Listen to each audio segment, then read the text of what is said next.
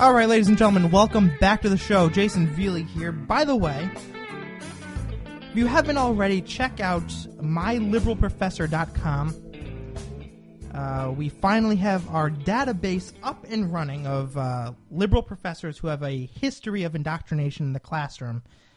Myliberalprofessor.com. It's a part of the media network Youth Revolt.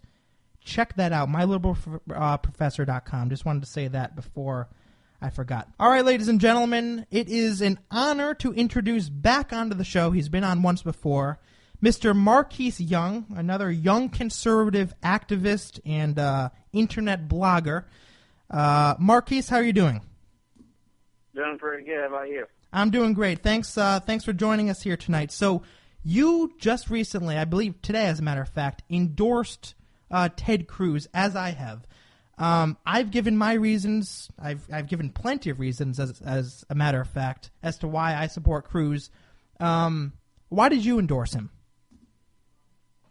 Well, I think that Ted Cruz is the last stand of conservatism against this new wave of populism and nationalism, like people, such as Donald Trump, who are trying to disguise conservatism as this, emotional and sometimes, liberal answers to questions when it's not. Conservatism is conservatism. We believe that, the free markets, we're not for universal health care like Trump is. And I think he's the last stand conservatism against people like Trump who are trying to change the definition, who are making us look bad. And I think that he's the only candidate left that stands on the Constitution and stands on free markets, and that will be able to save this country if they were to become the leader of the United States. I read your article, which was very, very good, by the way, on IJ Review, and you talked about not only why you support Ted Cruz, but why you don't support Donald Trump. And I thought it was a very, very interesting story. Can you share that? So the state party had asked me to introduce someone. So that person had not, he wasn't able to attend the convention, our state GOP convention. So then they asked me, the state party asked me, hey, do you want to introduce Donald Trump? And I'm like, sure, because I've always loved Donald Trump on, The Apprentice as a kid. While people watch cartoons, I was watching, The Apprentice. So I like Donald Trump, so I'm like, sure. And this was the day after I met Ted Cruz. And he really kind of, calmed down all the worries I had about him and really surprised me. And he was back on my list. So then I met Donald Trump at the convention, and I had to introduce him. So his campaign manager or whoever came up to me and told me, you have to tell them that he's the highest paid speaker in America, even higher than Hillary. So then he gives me this graph. And I'm like, how can I attack Hillary on her paid speeches, and he's sitting here giving me a piece of paper about he's the highest paid speaker. So I just say it. I said he's the highest paid speaker, and I did a really good job apparently. And he asked everyone to give me a standing ovation. And that was pretty cool because it's still Donald Trump, no matter how you feel about him politically. Right. He's still Donald Trump. Right. So then when it was time for him to speak, that's when everything changed. It was very unprofessional. He attacked Hispanics. And just to tell you, half of our servers were Hispanic. And they were just, embarrassed and offended. And it was just so unprofessional. It's profanity laced, and it was just complete.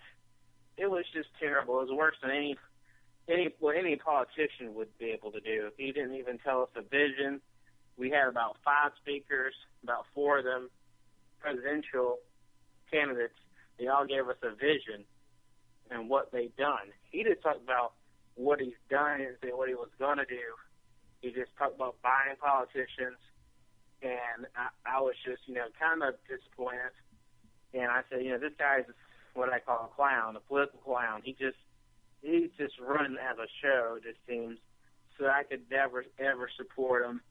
And, after seeing that, after I just saw, the great speaker, Ted Cruz, talk about what he's done and what he wants to do for the country, what I saw in Donald Trump, I could never, ever vote for him.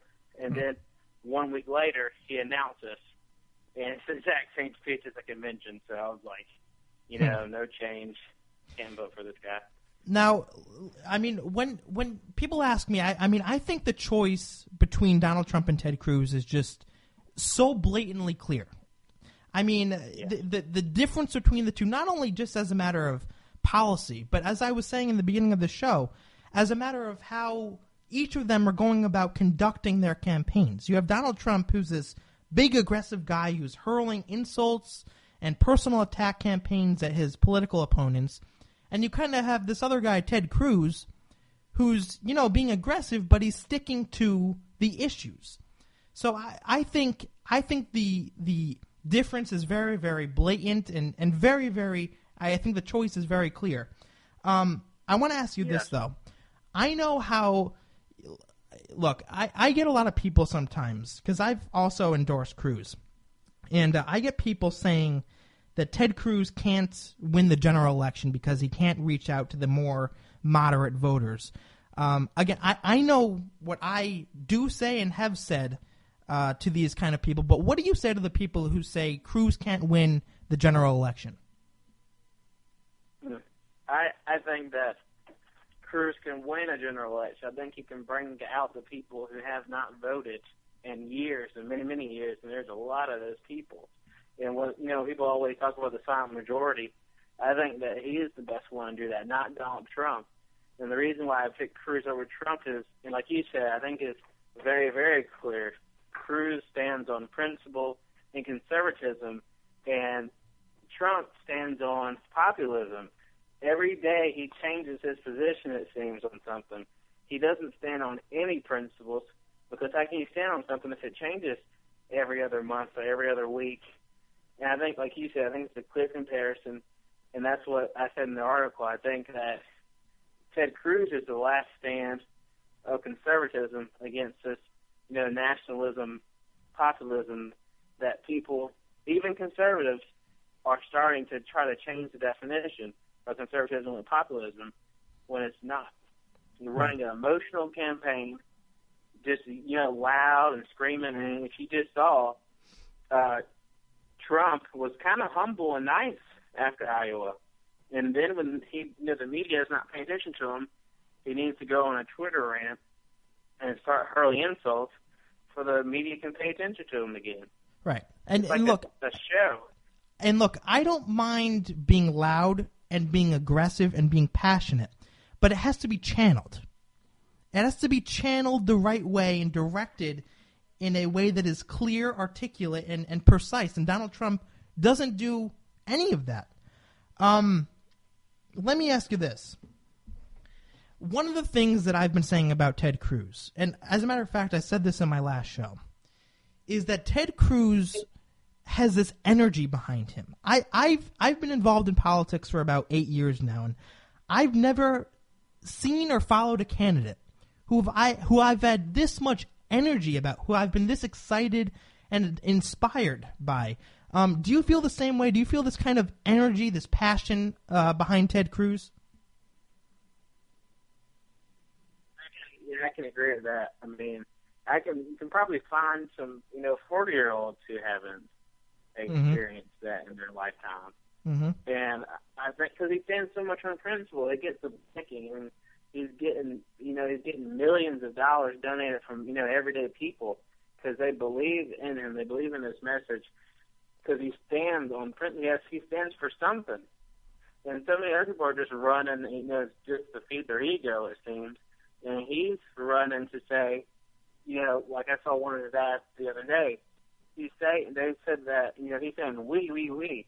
They said that we couldn't do this, that a conservative couldn't win, that a conservative couldn't do this, and a conservative couldn't do that, and that we haven't been able to vote for a conservative in our whole lifetime, most people. And I agree with all that, and I think he has the energy because people have been, waiting to use this energy. for so long on someone, and they finally met that person. And I think, like you said, like channeling the anger. So many people in the Trump rallies, they're pushing people and attacking people and screaming at people and even calling them offensive names that I saw. But people, Ted Cruz rallies, they are there on principle and on the belief. Right. They're not there out of anger, out of emotion. They are there because they actually believe in something. Markeece, one final question here for you. Both of us are involved in the conservative youth movement, where I'd say both very, very involved, and we want to see more and more young people joining our side, moving towards the basic principles and tenets of conservatism. So to anyone listening, young people who are kind of undecided, who don't really know what to go with, how would you make a pitch for Ted Cruz to an undecided young millennial? I'll say, that like Ronald Reagan said, freedom is only one generation away from extinction. Mm-hmm. And I feel that way here. You see the attack on the First Amendment, you see the attack on the Second Amendment on our college campuses. You see our, liberals openly biased now. They don't even care anymore. They're not hiding anymore. You see our national debt rising at its highest levels, and that's going to be on our backs. Social Security will probably not be there for us. Yep. Millennials are having to move back in with their parents. We need the free market, and we need to teach them how the Constitution is going.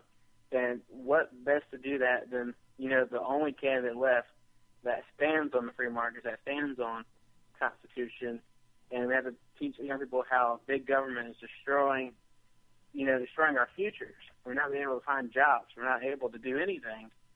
Most people are moving back in with their parents. And I think that Cruz is the last person left in this race that will stand on the Constitution and that will preserve our futures. Well said. Markeece, where can people find you online?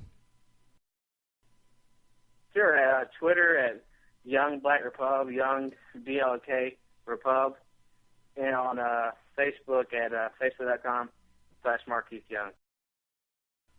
All right, Markeece, it was great talking to you. You take care. God bless, my friend. Thanks, I appreciate it. Absolutely, I'll talk to you. Folks, that is a smart kid.